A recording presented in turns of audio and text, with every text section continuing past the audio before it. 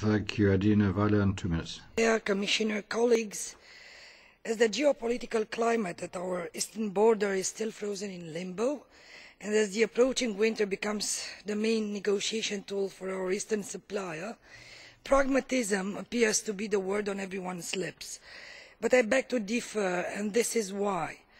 For the completion of the single energy market, we need to fill in the missing links in the infrastructure. We need to get smart, and we need direct access to the global energy market through multiple entry points.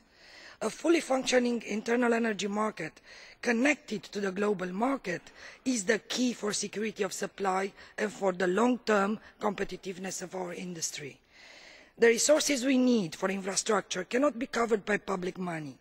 We need to attract private investment, making a better use of the financial instruments we have put in place.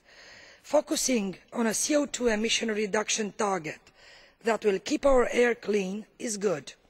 But we must also allow Member States to decide themselves how they want to streamline their efforts on the renewables and energy efficiency. Because each competitiveness pole in Europe needs different policy toning and a different energy mix. And that is why a general emission reduction target with flexible implementation is the choice to make.